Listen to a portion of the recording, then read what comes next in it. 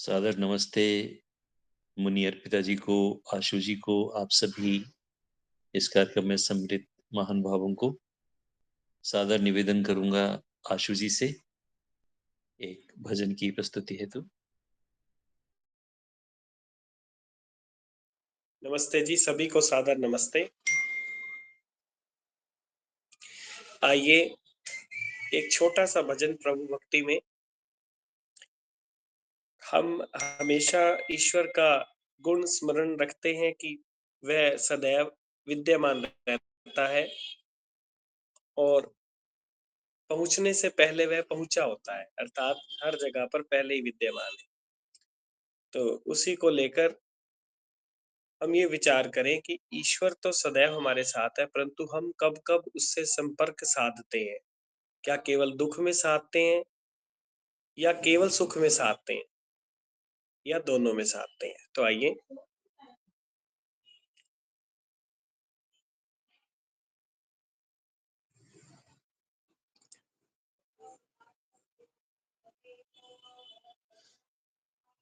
तुम मेरे जीवन के धन हो और प्राणाधार हो। तुम मेरे जीवन के धन हो और प्राणाधार हो। एक तुम दाता दयालु, एक तुम दाता दयालु, सबके पालनहार हो। तुम मेरे जीवन के धन हो और प्राणाधार हो। तुम मेरे जीवन के धन हो और प्राणाधार हो। जप रहे तेरा नाम पंछी, गीत गाती है पवन।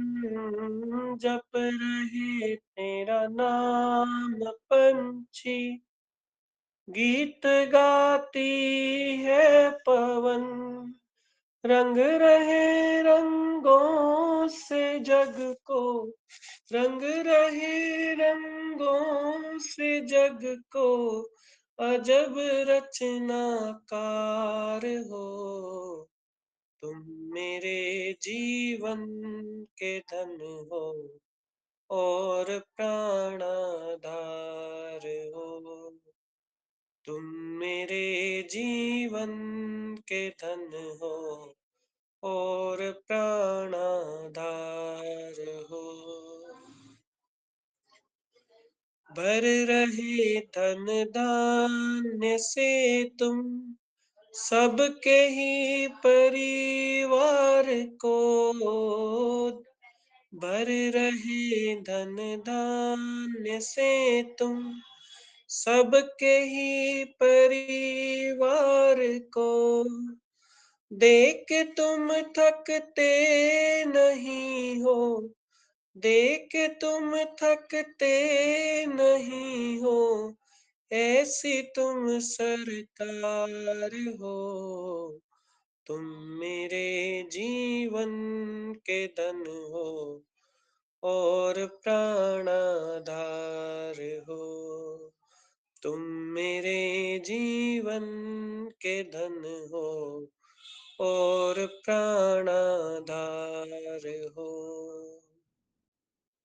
जिंदगी की नाव मैंने सौंप दी प्रभु आपको। जिंदगी की नाव मैंने सौंप दी प्रभु आपको। तुम बचाओ या डुबाओ, तुम बचाओ या डुबाओ, मेरे खेवनहार हो।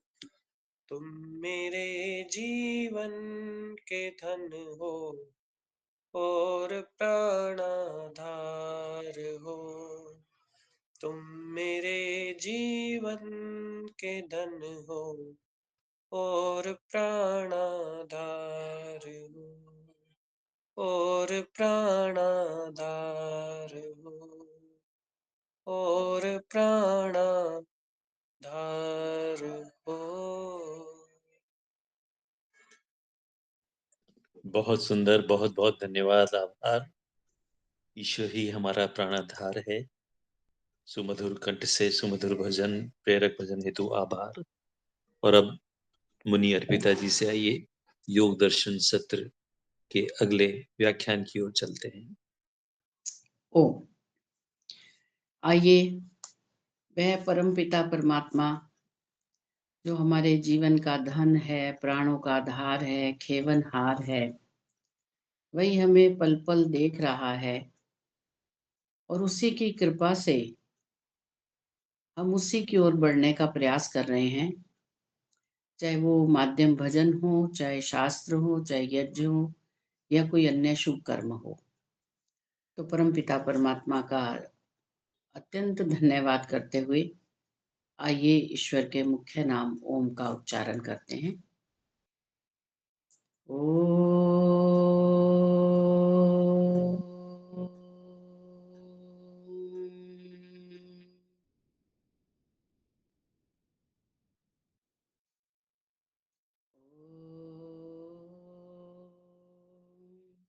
सहना भवतु सनो भुनक्तु सवीर्यं करवावहै तेजस्विनावधीतमस्तु मा विद्विषावहै। ॐ शान्तिः शान्तिः शान्तिः। योग दर्शन की कक्षा में आप सबका सहृदय स्वागत है। हम मेरे ख्याल से तो 1 वर्ष हो गया होगा हम इसका पठन पाठन कर रहे हैं और इस ग्रंथ को पढ़ने का हमारा उद्देश्य मात्र पढ़ना ही नहीं, इसका उद्देश्य है कि जो साधक हैं उनके मार्ग में क्या क्या कठिनाई आ रही है, वो साधना के क्षेत्र में किन विघ्न बाधाओं से संघर्ष कर रहे हैं और उन बाधाओं को कैसे हम दूर करें। अर्थात योग दर्शन को पढ़ने का हमारा तात्पर्य है कि हम अपने जीवन में कैसे इसे धारण करें। क्रियात्मक, केवल पठन पाठन नहीं कि कुछ बात सुन ली और उसे याद कर ली या नहीं करी, छोड़ दिया और मन में ये एक भाव उत्पन्न हो गया कि हमने योग दर्शन की कक्षा में पढ़ा, ऐसा नहीं। तो हम योग दर्शन पढ़ रहे हैं और ये हमारा दूसरा पाद है। इसमें हमने यम नियमों के लाभ के विषय में पढ़ा और यम नियमों का फल क्या है ये भी पढ़ा। महर्षि पतंजलि का हम धन्यवाद करते हैं कि केवल यम नियमों के बारे में बताकर बंद नहीं कर दिया कि ये यम नियम है, इनका पालन करना चाहिए। हमें जब किसी भी कर्म का, कोई जो भी हम क्रियाएं करते हैं उसका जब हमें लाभ पता चलता है तो फिर हमें जिज्ञासा भी होती है, श्रद्धा भी उत्पन्न होती है कि हमें उस कार्य को करना चाहिए। तो हमें महर्षि पतंजलि ने यम और नियम के संबंध में बताया, उनके लाभ क्या हैं, वहां तक हमारी चर्चा हो चुकी है। यम, नियम और फिर अगला था आसन। आसन के संबंध में हम पढ़ चुके हैं और अभी जो पिछली कक्षा गई है इस कक्षा में तो आपने बहुत अच्छी तरह समझा होगा आसन का तात्पर्य क्या है। स्थिर सुखम आसनम, कि आप ऐसी पोजीशन बनाकर बैठिए जिसमें आपको कठिनता ना लगे, कोई आपको दुख उत्पन्न ना हो, आराम से जैसे बैठ सकते हैं लेकिन स्थिर होकर। तो अब ये ऑनलाइन कक्षाओं में तो हम तभी देख सकते हैं कि आप हमारे सामने लाइव बैठे और हम देख रहे हैं कि आप स्थिर होकर बैठे। और यदि आपका कैमरा बंद है तो फिर तो पता नहीं आप कर क्या रहे हैं, सुन भी रहे हैं और घर के काम भी कर रहे हैं, तो फिर वो आसन की सिद्धि तो हो नहीं सकती, और आसन की सिद्धि नहीं हो सकती तो फिर लाभ भी नहीं मिलेगा उससे। हम चाहते तो ये हैं कि जो जो हमने लाभ सुने हैं आसन को स्थिर करने के, वो लाभ तो हमें प्राप्त हो जाए सुनने मात्र से, लेकिन करें ना काम। ऐसे नहीं होगा, करना पड़ेगा, है ना, करेंगे तो लाभ होगा। तो हमने लाभ के विषय में, यम नियमों के विषय में पढ़ लिया, आसन के विषय में पढ़ लिया कि बहुत प्रकार के आसन है, लेकिन आप जिसमें अपने शरीर को कुशलता पूर्वक कुछ समय के लिए रख सके, फिर वो जो आपका समय है उसको धीरे धीरे बढ़ाते जाइए। जब शरीर स्थिर हो जाता है तो जो विचारधारा है वो भी कुछ कुछ स्थिर होने लगती है। हम हिलते डुलते हैं तो विचार भी हिलते हैं। जैसे जल स्थिर होता है उसमें हम अपना अक्स देख सकते हैं। जल में यदि लहरें उत्पन्न हो रही हैं, तरंगे उत्पन्न हो रही हैं, तो फिर हम उसमें अपना ठीक से चेहरा भी नहीं देख सकते। तो ऐसे ही हमें यदि ब्रह्म ज्ञान को प्राप्त करना है, साधना करनी है, तो हमें यम नियमों का पालन करने के पश्चात सबसे पहले आसन की सिद्धि करनी चाहिए, अर्थात एक ही पोजीशन में कुछ काल तक जितना आप बैठ सकते हैं उसका अभ्यास करना चाहिए, बिल्कुल स्थिर होकर बैठने का। तो हम लोग तो बड़े सौभाग्यशाली हैं, आप लोग बड़े सौभाग्यशाली हो कि बहुत सी कक्षाओं में आप जाते हैं, लेकिन वहां पर इस नियम का पालन करते हैं या नहीं वो आपका हृदय जानता है। करना चाहिए। यदि आप किन्हीं कक्षाओं में पढ़ते हैं और वहाँ की यदि ऐसी व्यवस्था है, आप बिल्कुल सीधे होकर बैठिए, तो आप बिल्कुल सीधे होकर बैठे, इससे आपको लाभ होगा। तो हमने आसन के विषय में पढ़ लिया और आसन का फल भी हमें बताया ऋषि ने कि आसन की सिद्धि होने पर ये गर्मी, सर्दी, भूख, प्यास ये साधक को कम सताते हैं, न्यून सताते हैं। ये नहीं कि मई जून की गर्मी में उसे गर्मी नहीं लगेगी, या जनवरी दिसंबर में जो ठंड है उसे बिल्कुल ठंड का अनुभव ही नहीं, ऐसा नहीं। लेकिन अन्य सामान्य लोगों से वो तप को सहन करने की शक्ति प्राप्त कर लेता है। तो ये सभी लोग कर सकते हैं, हम भी कर सकते हैं, प्रयास करें तो इससे जब हम स्थिर होकर बैठते हैं तो हमारा मन भी परमात्मा में लगता है, परमात्मा के गुणों का गान करते हैं। और यदि हम हिलते डुलते रहेंगे, विचार भी आते रहेंगे, जाते रहेंगे, तो ऐसे कोई हमें लाभ नहीं होगा। तो आसन को हमने पढ़ लिया कि हम सूक्ष्म विषयों को जानने के लिए मन को वश में कर सकते हैं, मन वश में हो जाता है। और जो नवीन साधक हैं वो इधर उधर चलते हुए मन को एकाग्र नहीं कर सकते, लेकिन जिन साधकों ने वर्षों तक अभ्यास किया है वो चलते फिरते भी ब्रह्म ज्ञान को प्राप्त करते रहते हैं और उसका मनन चिंतन करते हैं। चलते फिरते भी वो ईश्वर के साथ जुड़े रहते हैं, ईश्वर प्रणिधान की स्थिति बनाए रखते हैं। लेकिन नवीन साधकों को इसका बड़ा प्रयास करना पड़ता है। चलिए, यहां तक हमने आसन के विषय में पढ़ा था। अब इससे अगला है अष्टांग योग का प्राणायाम। तो जो लोग संध्या करते हैं उसमें ऋषि ने 3 प्राणायाम करने के लिए संकेत किया है, 3 बार, 3-3 प्राणायाम। तो हमें ऋषि ने, महर्षि पतंजलि ने जो प्राणायाम बताए हैं आज हम उसकी चर्चा करेंगे। वैसे आप करते हैं संध्या के समय, जो भी संध्या करते हैं तो प्राणायाम भी करते हैं। और जो महर्षि पतंजलि के अतिरिक्त बाबा रामदेव के द्वारा जो कुछ क्रियाएं करवाई जाती हैं उन्हें भी प्रचलन में प्राणायाम कहा जाता है। कपालभाति प्राणायाम करेंगे, अग्निसार प्राणायाम करेंगे। तो ऋषि कह रहे हैं कि वो प्राणायाम नहीं है, वो प्राणायाम की कोटि में नहीं आते हैं। प्राणायाम का मुख्य उद्देश्य होता है कि हम अपने मन को स्थिर करें, मन को वश में करें, और जो विचार हम करना चाह रहे हैं उस विचार पर हमारी एकाग्रता बनी रहे। तो वो यदि हम अनुलोम विलोम कर रहे हैं, कपालभाति कर रहे हैं, अग्निसार कर रहे हैं, तो उसमें एकाग्रता नहीं बनती। चलिए, जो लोगों की उनमें भी एकाग्रता बनती है वो फिर वो अपना देखें, लेकिन हम महर्षि पतंजलि को पढ़ रहे हैं तो महर्षि पतंजलि की बात को सुनते हैं सूत्र के माध्यम से। सूत्र संख्या 49, पृष्ठ संख्या 202। तस्मिन् सति श्वास प्रश्वासयोः विच्छेदः प्राणायामः। ये सूत्र है। पहले इसके शब्दों के अर्थ पढ़ लेते हैं। शब्दों के अर्थ के साथ ही आपको पूरा अर्थ समझ आ जाएगा। तस्मिन, तस्मिन मतलब पीछे, जो हम आसनों की सिद्धि करके हटे हैं, यानी कि उस विषय में विचार विमर्श किया है कि आसन को सिद्ध कैसे करें। तस्मिन मतलब वो मतलब आसन की सिद्धि।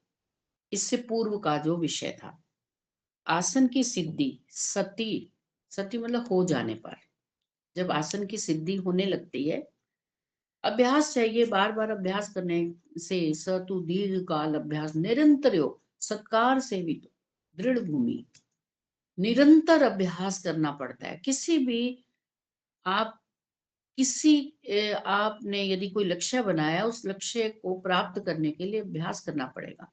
सांसारिक लक्ष्यों को पूरा करने के लिए भी तो अभ्यास किया जाता है, वो भी तो अपने आप प्राप्त नहीं हो जाते, उसके लिए भी अभ्यास करना पड़ता है। जब शुरू में माताएं छोटी बच्चियां रोटी बनाना सीखती हैं, उनसे गोल रोटी नहीं बनती, लेकिन जब माताएं बन जाती हैं, दादियां बन जाती हैं, तो बहुत बढ़िया रोटी बना लेती हैं। तो ये अपने जीवन का अभ्यास है। ऐसे जो भी संसार के काम है, अभ्यास से हम निपुण हो जाते हैं। ऐसे ही इस कार्य में भी बार बार अभ्यास करने से आसन की सिद्धि हो जाती है। अब आसन की सिद्धि के बाद है प्राणायाम। तो प्राणायाम के लिए उन्होंने पहले कहा कि आसन की सिद्धि सती मतलब हो जाने पर, जब आसन की सिद्धि हो जावे तो श्वास प्रश्वास हो, श्वास और प्रश्वास, श्वास मतलब लेना, प्रश्वास मतलब छोड़ना।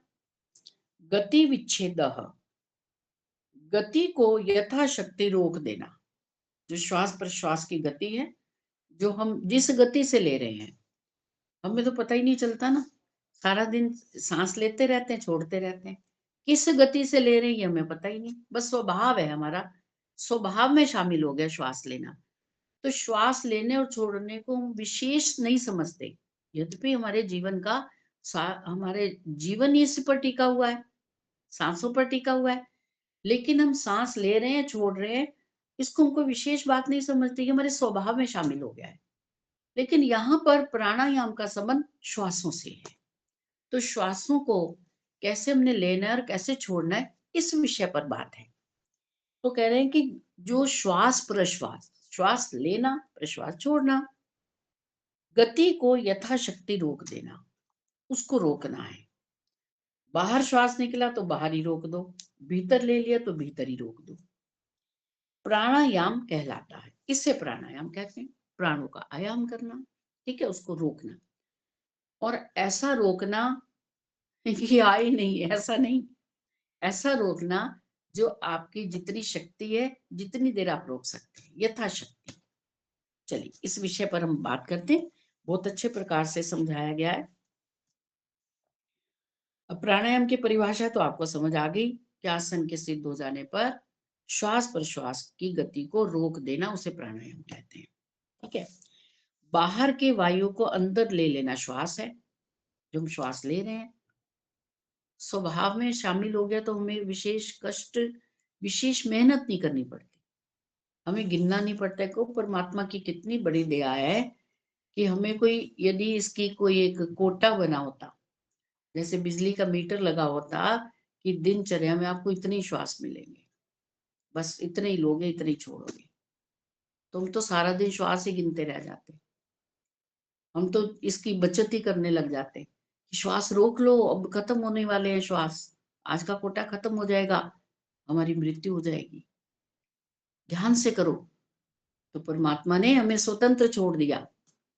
अब आपकी इच्छा है कि जो श्वास प्रश्वास की गति है, ये गति कैसे रहे।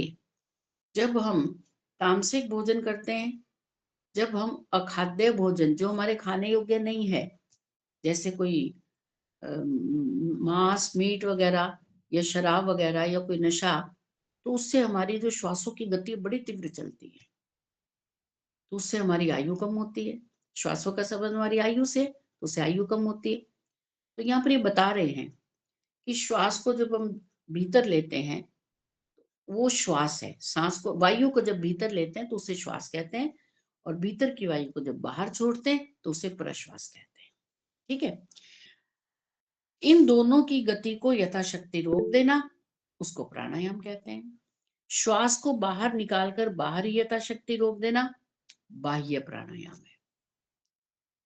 श्वास पहले भरेंगे और फिर उसको बाहर ही रोक देंगे, निकाल देंगे फिर नासिका से, और फिर यथाशक्ति जितना आपके पास आपकी संभव है आप उस श्वास को रोक सकते हैं उतनी देर रोकिए उसको। वो बाह्य प्राणायाम है। अर्थात सुविधा अनुसार, सुविधा पूर्वक अपने सामर्थ्य के अनुसार जितनी देर तक रोका जा सकता है उसी के अनुसार रोकें, अधिक बलपूर्वक नहीं। श्वास को अंदर लेकर यथाशक्ति अंदर ही रोक देना अभ्यंतर प्राणायाम है। ठीक है। एक तो बाह्य प्राणायाम हो गया, एक अभ्यंतर प्राणायाम हो गया। अब इसका थोड़ा सा अभ्यास कर लें, थोड़ा अभ्यास करते हैं। अभ्यास करने से हमें बात अच्छी तरह से समझ आ जाएगी। जो लोग भी यहाँ उपस्थित हैं तो अपना वीडियो खोल लें और बिल्कुल सीधे होकर बैठें, हिलना डुलना नहीं, ऐसे टेढ़े होकर नहीं बैठना, आराम से नहीं बैठना, झुक के नहीं बैठना। रीढ़ की हड्डी को बिल्कुल सीधा करें, नेत्रों को कोमलता से बंद करें। मुझे भी खाना खाया है मैंने तो। हाँ, जिन्होंने खाना खाया है कोई बात नहीं, एक बार अभ्यास करना है। मैंने भी अभी कॉफी पी है तो अभी एक सिर्फ केवल अभ्यास करेंगे इसका। हाँ, सोनिया जी और कौन है, आशुतोष जी कौन है, अशोक जी, एक बार फोन खोल लें अपना तो सीधे होकर बैठें। बस आपको कुछ नहीं करना, बिल्कुल सीधे होकर बैठें। अपने हाथों की ज्ञान मुद्रा बना लें, ऐसे घुटनों पर रख लें या फिर हाथों को ऐसे गोद में रख लें। ये आपके प्राणायाम की स्थिति है। गर्दन को ठीक करें सीधा, रीढ़ के ऐसे तन कर नहीं बैठना, बिल्कुल ऐसे, ऐसे थक जाएंगे। ठीक से बैठिए सामान्य रूप से। बस रीढ़ की जो हड्डी है वो ना तो ऐसे पीछे झुके और ना ही ऐसे आगे झुके, बिल्कुल बस सीधी रखें सामान्य रूप से। श्वासों को सामान्य करें, श्वास को भीतर भरें, श्वास को बाहर निकालें।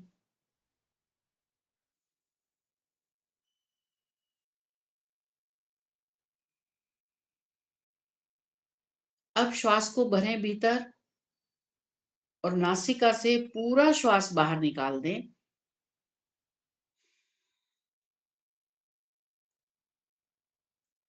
नेत्रों को बंद रखें और श्वास को बाहर निकालें और श्वास को रोक दें।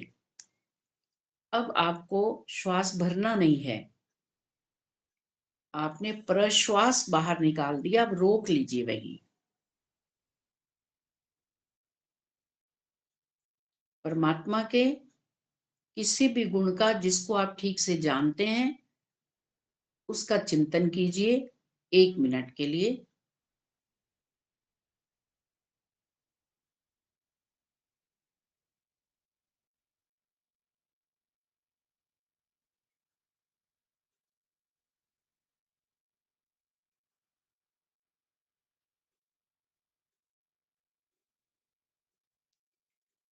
यदि श्वास नहीं रोक पा रहे तो श्वास को छोड़ दें।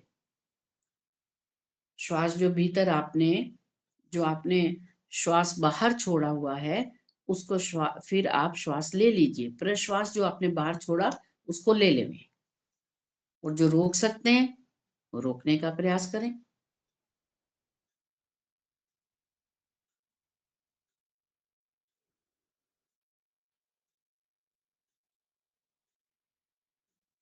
विश्राम। पहले हमने जो श्वास को बाहर निकाला था और बाहर ही रोक दिया, फिर हमने भरा नहीं, उसको बाह्य प्राणायाम कहते हैं। जब प्रश्वास को बाहर निकाला, श्वास का मतलब श्वास भरना, प्रश्वास मतलब निकालना। तो प्रश्वास को आपने बाहर निकाला, फिर आपने लिया नहीं, यथा योग्य यथा सामर्थ्य, जितना आपने सामर्थ्य है। तो जब वो श्वास बाहर रोक के रखा और आपने श्वास लिया नहीं, तो आपका ध्यान किसी भी वस्तु पर, किसी स्थान पर, किसी विषय पर लग सकता है यदि आप दीर्घ काल तक निरंतर प्रयास करेंगे। हम प्रयास करें आध्यात्मिक रूप से, हम परमात्मा का ध्यान लगाने के लिए, हमारा कोई विषय सामाजिक या लौकिक नहीं है, हमारा विषय है परमात्मा, आत्मा, प्रकृति। तो आप जिस भी विषय का चिंतन करना चाहेंगे, परमपिता परमात्मा आपका सहयोगी बनेगा, क्योंकि आप उसके मार्ग पर चलना चाह रहे हैं, प्रयास कर रहे हैं, प्रयत्न कर रहे हैं, परिश्रम कर रहे हैं कि हमें परमात्मा का ध्यान लगाना है। तो ध्यान लगाने के लिए जब तक आप ठीक से प्राणायाम को नहीं समझेंगे, ठीक से उस क्रिया को नहीं करेंगे, तब तक ध्यान कैसे लगेगा? ध्यान लगाने के लिए ये फॉर्मेलिटी नहीं है। जैसे हम संध्या करते हैं तो हमें लगता है कि जल्दी से 15 मिनट में खत्म करना है, प्राणायाम करो 3 फटाफट, श्वास प्रश्वास भरे, चलो जी अब आगे चलो। नहीं, ये प्राणायाम नहीं है। बड़े ध्यान से, बड़ी श्रद्धा पूर्वक जब प्राणायाम कहा जा रहा है, बाह्य प्राणायाम, तो श्वास को बाहर छोड़ दीजिए, प्रश्वास को बाहर छोड़कर बिल्कुल मन को शांत करें, शरीर को शांत करें। पहले कोई हिलना डुलना नहीं, कोई विचार नहीं, केवल परमात्मा। तो ये हमारा बाह्य प्राणायाम था। ठीक है, यथा योगे अपने प्रश्वास को बाहर रोकिए।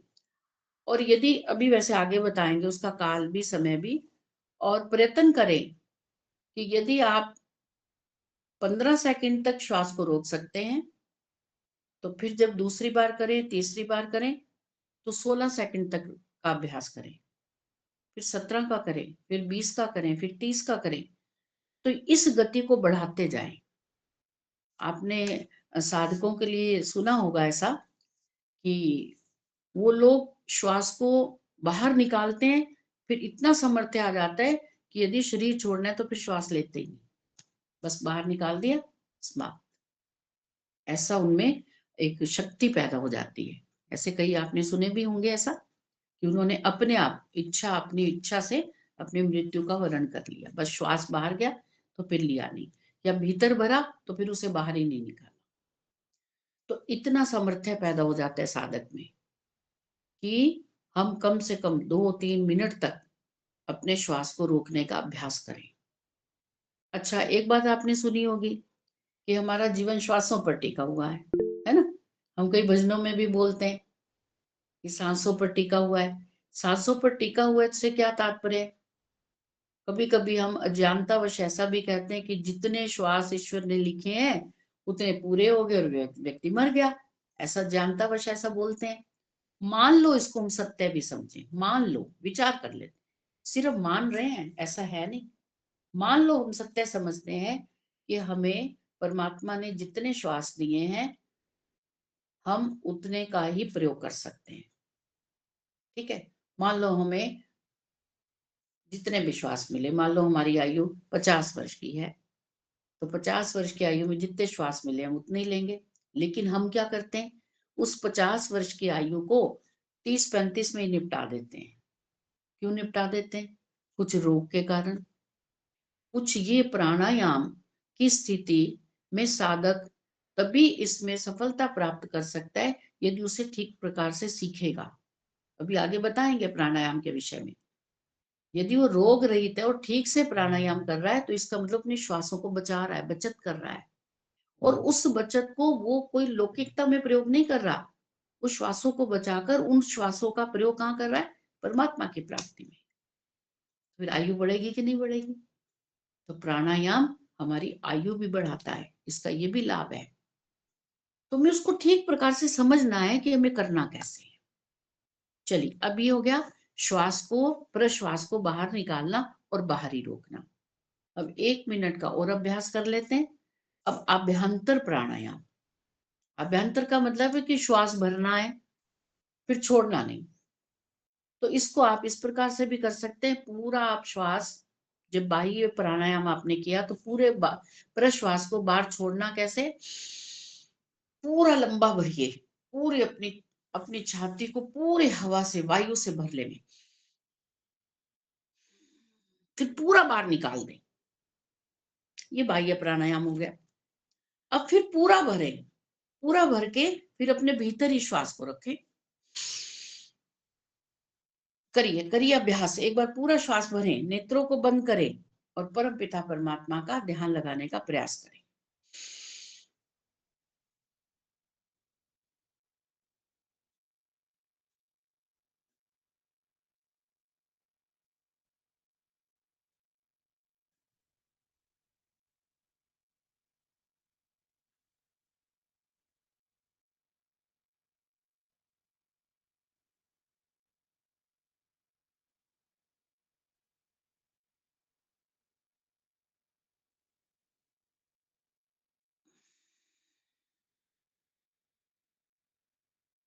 यथाशक्ति छोड़ दे में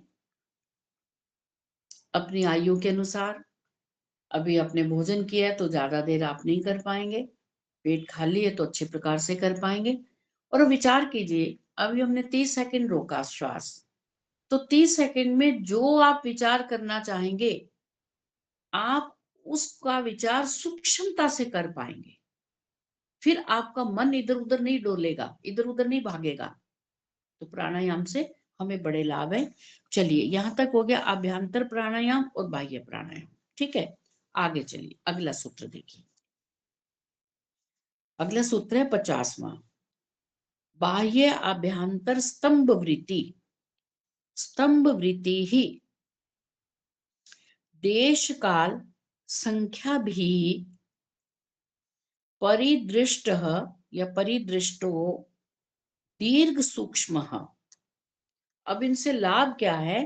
बाह्य अभ्यंतर स्तंभ वृत्ति, और तीसरा भी इसमें प्राणायाम बताया स्तंभ वृत्ति, जो आप प्रतिदिन करते हैं।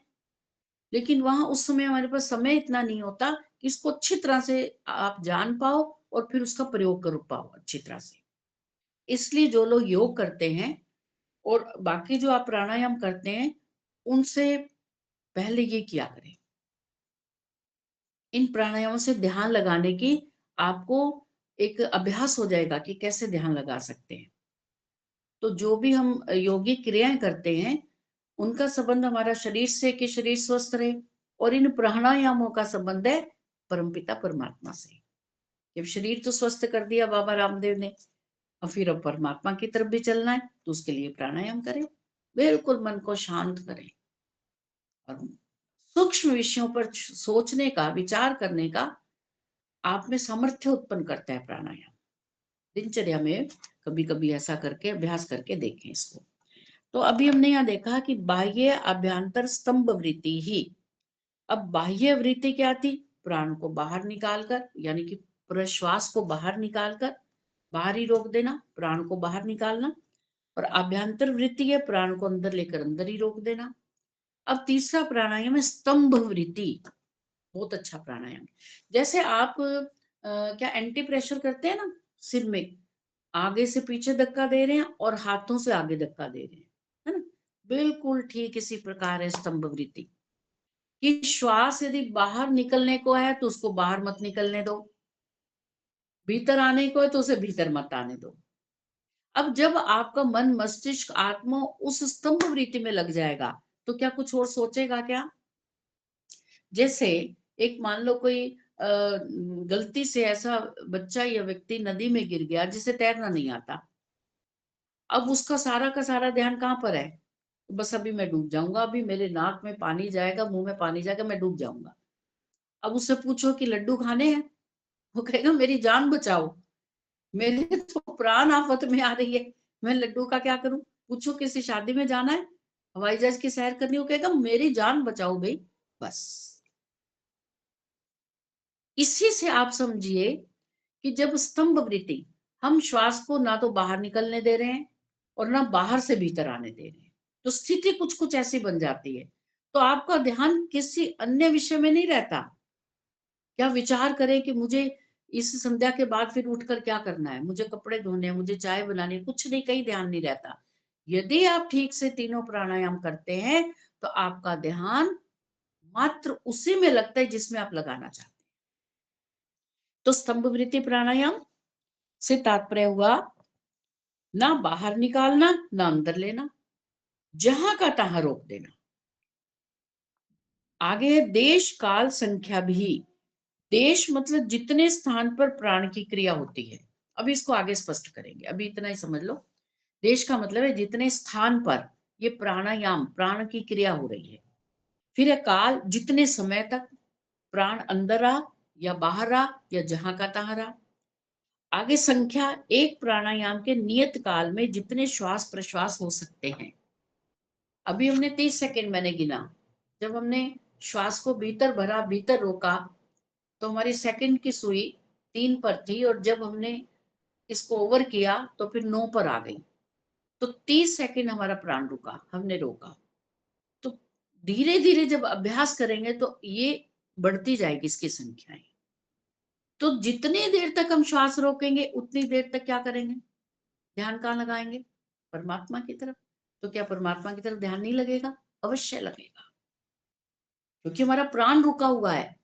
अब हमारा ध्यान जो है, एक तो समझिए आप, वो प्राणों का प्राण उस पर भी है, परमात्मा पर है, एक हमारे अपने प्राणों पर भी है। तो प्राण रुके हुए और तब तक हम परमात्मा का ध्यान कर सकते हैं, यदि ऐसा अभ्यास हो तो। आगे देखिए, ये संख्या, काल, देश, देश काल और संख्या, इसको भी आगे जाकर स्पष्ट करते हैं। संख्या का मतलब है एक प्राणायाम के नियत काल में जितने श्वास प्रश्वास हो सकते हैं उनकी गणना करना, और कितने प्राणायाम किए उनकी संख्या को जानना। इन सब से परिदृष्ट, देखा, जाना हुआ, दीर्घ, सूक्ष्म, लंबा और हल्का हो जाता है। जब हम इस प्रकार का अभ्यास करते हैं तो हमारा प्राण कैसा हो जाता है? लंबा। और हल्के से क्या तात्पर्य? हल्के से मतलब है कैसे, क्या ये प्रैक्टिकल है, इसको शब्दों में तो नहीं बताया, आगे आगे बताएंगे इसको। लंबा और हल्के से तात्पर्य कि आपको कोई कष्ट नहीं होगा, है ना, कोई कष्ट नहीं होगा। आप उस कार्य को बड़ी बड़ी आसानी से कर लेंगे, सरलता से कर लेंगे। आपके लिए ऐसा नहीं होगा, ओहो प्राणायाम करना है, बड़ी मुसीबत है। अभी मुसीबत नहीं है ये, इसमें बड़ा आनंद है। और वास्तव में यदि ईश्वर का आनंद लेना है तो प्राणायाम आने चाहिए। अब ये हमें महर्षि पतंजलि योग दर्शन पढ़ा रहे हैं, अष्टांग योग की बात कर रहे हैं। उन्होंने पहले यमों के बारे में बताया, फिर नियमों के बारे में, फिर उनके लाभ के बारे में, फिर उनकी सिद्धि कैसे करें उनके बारे में, फिर मार्ग में क्या क्या व्यवधान है उनको दूर कैसे करें वो बताया, फिर आसन बताए, आसन का लाभ बताया, अब प्राणायाम का बता रहे हैं। तो जिन्होंने शुरू से यम नियमों को सुना है, समझा है और अपने जीवन में धारण करने का प्रयास किया है, वो इस बात को समझ सकते हैं कि प्राणायाम में सिद्धि प्राप्त करने से हम किस प्रकार से ध्यान की स्थिति में प्रवीण हो सकते हैं, कैसे हमारा ध्यान लग सकता है। समस्या सबकी ये रहती है, प्रयास तो सभी कर रहे हैं अपने अपने बुद्धि के अनुसार, ज्ञान के अनुसार, कि हम साधना करें, ध्यान लगाएं, लेकिन वर्षों के बाद भी प्रश्न वही उठता है, ध्यान नहीं लगता। क्यों नहीं लगता? क्योंकि यम नियमों को ठीक प्रकार से आपने सुना ही नहीं, आपने समझा ही नहीं, जीवन में धारण ही नहीं किया, कैसे ध्यान लगे? ये ध्यान कोई ऐसे छोटी सी प्रक्रिया नहीं है कि एक बार सुन लो और उसी टाइम ध्यान लग गया। इसके लिए निरंतर प्रयास करना पड़ता है, परिश्रम करना पड़ता है, मन में श्रद्धा होनी चाहिए, लग्न होनी चाहिए कि हमने ये कार्य करना ही करना है, विश्वास होना चाहिए परम पिता परमात्मा के सानिध्य से आनंद की प्राप्ति होती है। यदि विश्वास नहीं है तो मन बार बार कहेगा कि क्यों ये कार्य करें, हमें नहीं करना प्राणायाम। पहले इस बात पे विश्वास हो कि परमात्मा के सानिध्य से हमें आनंद की प्राप्ति होती है। तो यदि आप आनंद लेना चाहते हैं तो फिर प्राणायाम करेंगे, जब करते रहेंगे तो फिर परमात्मा सहायता करेगा, कृपा करेगा और फिर उसमें सफलता भी प्राप्त होगी। चलिए, अब यहाँ तक देखा कि हमारा जो प्राण है वो लंबा हो जाता है और सूक्ष्म हो जाता है। लंबा अर्थात हम लंबे काल तक हम प्राण को रोक सकते हैं, अब नहीं रोक सकते ना, फिर लंबे काल तक रोक सकते हैं। अब आइए, बाह्य वृत्ति, अभ्यंतर वृत्ति और स्तंभ वृत्ति प्राणायाम। देश काल और संख्या के द्वारा जाना हो लंबा और हल्का हो जाता है। यहाँ तक हमें बात समझ आ गई। अब आगे आइए आप, अब देखिए, बाह्य प्राणायाम समझ आ गया, अभ्यंतर समझ आ गया, स्तंभ वृत्ति प्राणायाम। स्तंभ वृत्ति का अभ्यास थोड़ा सा कर लेते हैं, कि जिसमें ना प्राण को बाहर निकाला जाता है और ना अंदर लिया जाता है, अपितु यथास्थान रोका जाता है। अब देखिए, आप सामान्य रूप से श्वास लेते रहिए जैसे आप ले रहे हैं,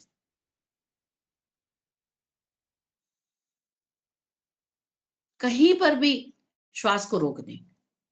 चाहे आधा श्वास बाहर है, प्रश्वास बाहर है, आधा भीतर है, कहीं पर भी प्राण को अपनी स्वेच्छा से रोक दें।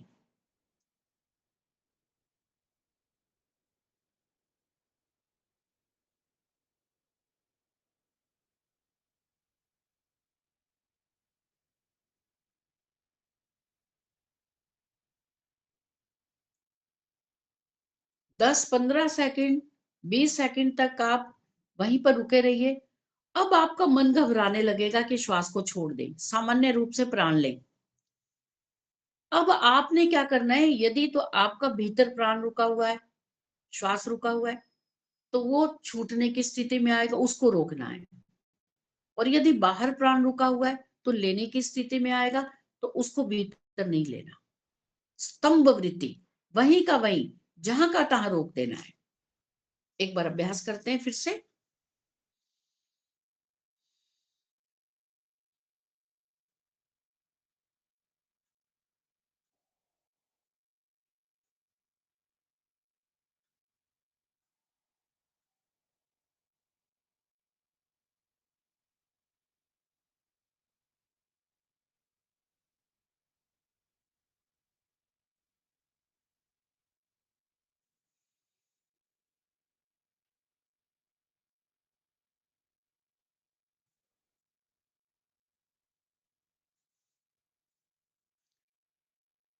विश्राम।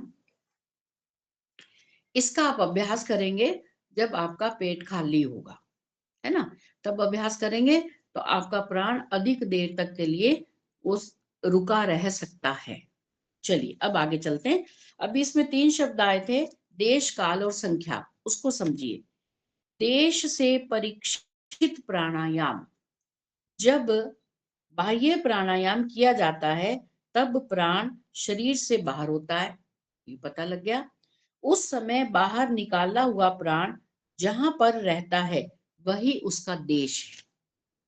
देश से मतलब स्थान। तो हमने प्राण को बाहर निकाला, अब कहाँ रह रहा है प्राण?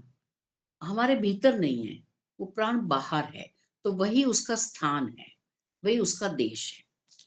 जब प्राण को अंदर रोका जाता है उस समय शरीर में जहां पर प्राण रहता है वही उसका देश है। जब हमने प्राण को भीतर भरा, जब हमने श्वास को भीतर भरा, अब वो हमारे भीतर रुक गया, अब हमने अभ्यंतर प्राणायाम कर रहे हैं, तो वही उसका देश है, वही उसका स्थान है। ठीक है। अब वही कौन सा? भीतर। और जो बाहरी प्राणायाम में बाहर, वो बाहर कौन सा स्थान है, कहाँ प्राण रह रहा है और भीतर कहाँ रह रहा है, ये भी चर्चा का विषय, अभी यहाँ नहीं करेंगे, फिर जब इस विषय पर चर्चा होगी तब करेंगे। बस इतना देखें कि ये जो बताया गया है कि देश, देश से मतलब है कि बाहर प्राण रुका तो फिर वो उसका स्थान वही है, और भीतर है तो भीतर उसका स्थान है, उससे देश का है। आगे काल। काल से परीक्षित प्राणायाम, प्राणायाम करते समय जितने समय तक प्राण को रोका जाता है उन क्षणों का नाम काल है।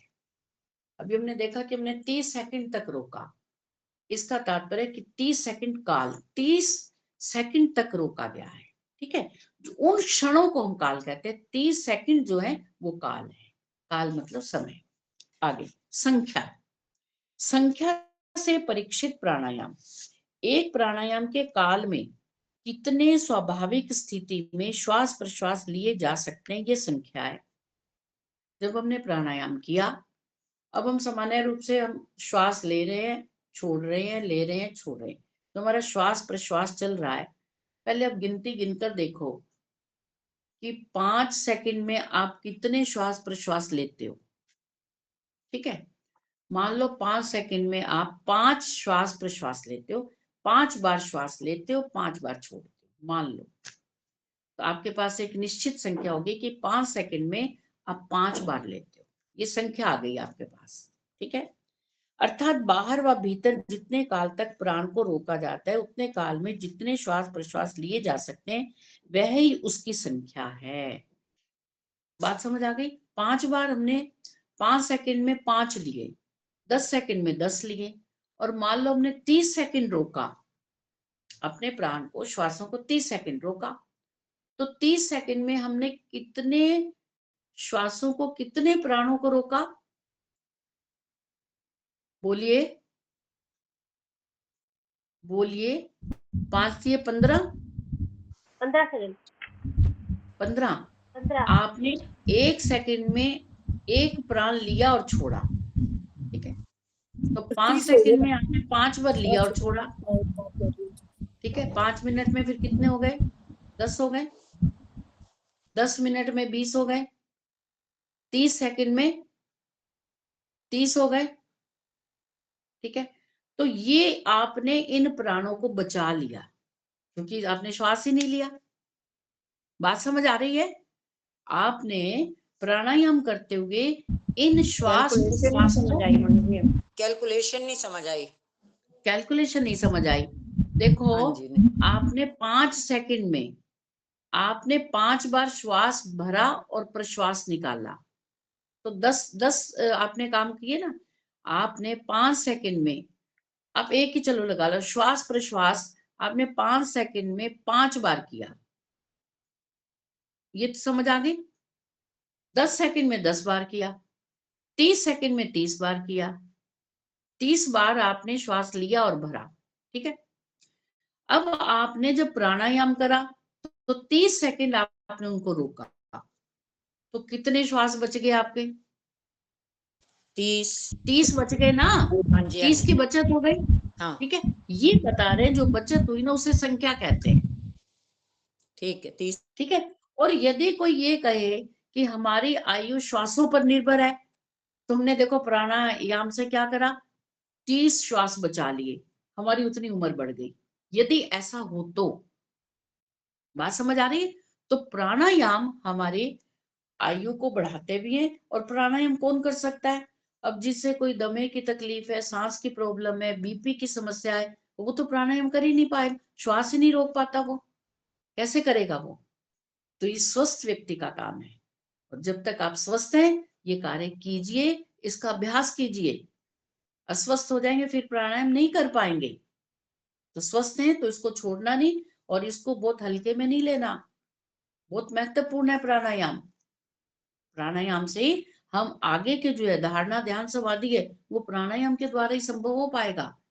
यदि प्राणायाम नहीं कर पाएंगे तो कहाँ धारणा लगाओगे, कहाँ ध्यान लगाओगे, समाधि तक कैसे पहुंचोगे, है ना। तो हमें इन प्राणायाम को ठीक प्रकार से समझना है। यहाँ तक समझ आ गई, देश काल और संख्या समझ आ गई, ठीक है। अब आगे चलते हैं। अब एक छोटी सी बात और बता दी इसमें कि एक प्राणायाम में जितना समय लगता है और उस समय में जितने श्वास प्रश्वास लिए जा सकते हैं उसको उद्घात कहते हैं। अर्थात उस काल का नाम उद्घात है।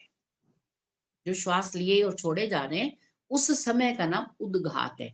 अभी हमने 3 चीजें पढ़ ली थी, देश काल और संख्या, ठीक है। इसको थोड़ा थोड़ा सा अपनी स्मरण शक्ति में बनाए रखिए। जैसे बाह्य प्राणायाम में जितने समय तक प्राण को बाहर रोका गया उतने समय में 12 श्वास प्रश्वास लिए जा सकते थे, मान लो, है ना। हमने बाहर रोका जब अपने श्वास को, तो उस समय 12 श्वास प्रश्वास लिए जा सकते थे, मान लो ऐसा। 12 सेकंड के लिए रोका या 20 सेकंड में आप 12 लेते हो, घड़ी देख के आप एक बार निश्चित कर लो कि हम श्वास प्रश्वास इतनी बार, एक बार घड़ी में चेक कर लो, सेकंड की सुई मान लो 12 पे आ गई, ठीक है। अब आप देखते नहीं रहना, श्वास प्रश्वास लेते रहो, श्वास लो छोड़ो जैसे सामान्य, और गिनते रहो। जब वो सुई 6 पे आ जाएगी तो 6 पे आने का मतलब क्या हुआ, 30 सेकंड। 30 सेकंड हो गए ना। 30 सेकंड में आप देखो आपके श्वास प्रश्वास कितने आए हैं। तो जब आप 30 सेकंड प्राणायाम के द्वारा रोकोगे इसका मतलब आपने उन श्वास प्रश्वास को रोक लिया, खर्च नहीं किया। बात समझ आ रही है? अब उसको क्या कहते हैं, उद्घात, उस काल को, उस समय को। इतने काल का नाम प्रथम उद्घात है और जब प्राण इससे दुगने काल तक रुकता हो तो ये दूसरा उद्घात है। इसी प्रकार से सर्वत्र जान लेना चाहिए।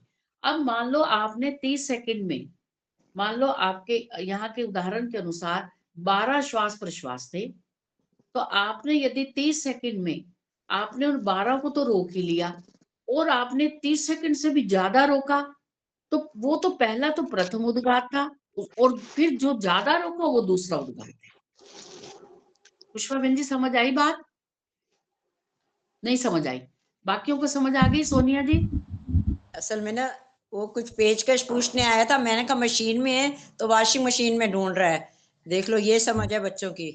तो वो तभी मेरा ध्यान, हाँ मैंने कहा नहीं, हाँ, कपड़े आपको भी सीने ये लगे। समझना है कि यहाँ यदि हम प्राणायाम कर रहे होते तो हमारा ध्यान उधर ना जाता, है ना। हम प्राणायाम कर रहे हैं तो हमारा ध्यान एकाग्र हो जाता कि हम जो कार्य कर रहे हैं हमारा ध्यान उसी में रहे। तो हम जब, मोटी सी बात एक बार समझ लें, फिर उसके बाद में करेंगे, समय खत्म हो रहा है।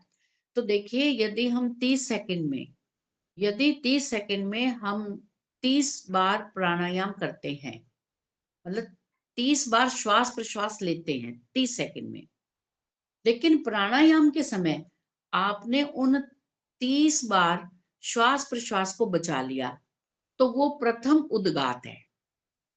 और 30 सेकंड में आपने और भी प्राणायाम को बचाया, अर्थात अपने श्वास को 30 सेकंड से भी आगे ले गए, ठीक है, वो द्वितीय उद्गात है। बस इतना सा समझे, कोई बात नहीं, यदि शब्द नहीं याद रहेगा तो कोई बात नहीं, मुख्य बात समझ ले बस, ठीक है।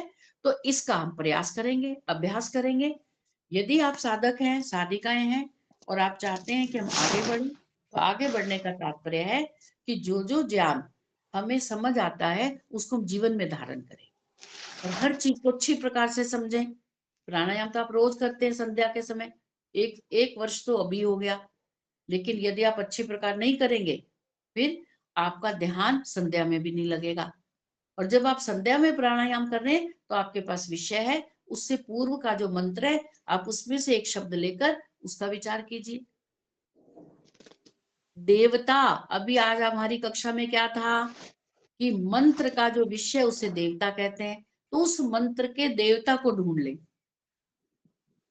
ठीक है। तो फिर आपको इतना आनंद आएगा, आपको लगेगा जी हमें प्राणायाम करने दो, ये संध्या जल्दी जल्दी मत करो, हम नहीं आएंगे संध्या में, हम तो अपनी संध्या करेंगे आराम से बाद में भी बैठकर। करते हैं, बाद हाँ में भी करते हैं, मैं प्राणायाम बाद में भी करती हूँ ये सब। हाँ, वो बात अलग है, वो बात अलग है। लेकिन जो प्राणायाम संध्या में करते हैं तो एक मंत्र को लेकर, वो मंत्र के देवता को लेकर, देवता को लो प्राणायाम करो, इसका अभ्यास पड़ेगा, है ना। एक तो ऋग्वेद आदि भाषा भूमिका की देवता समझ आ जाएगा, देवता क्या है, और एक प्राणायाम समझ आ जाएगा, और फिर परमात्मा के साथ जो जुड़ाव होगा, उसका जो आनंद होगा, वो तो फिर अपना अपना व्यक्तिगत है, ठीक है। चलिए, ओम। परमात्मा से यही प्रार्थना करते हैं कि हम जिस प्रकार से इस मार्ग पर शने शने चल रहे हैं, धीरे धीरे जो बात भी हमें समझ आ रही है उसको हम जीवन में धारण करें। वास्तव में पठन पाठन का मुख्य उद्देश्य यही है कि जो कुछ भी हम पढ़े उसे जीवन में धारण करें, बार बार अभ्यास करें। अवश्य परमपिता परमात्मा हमें शुभ कार्यों का सुख रूप में फल प्रदान करेंगे, यही परमात्मा से प्रार्थना है। और आप सबका धन्यवाद। ओम नमस्ते जी। सभी का बहुत बहुत धन्यवाद। सादर नमस्ते। ओम शांति।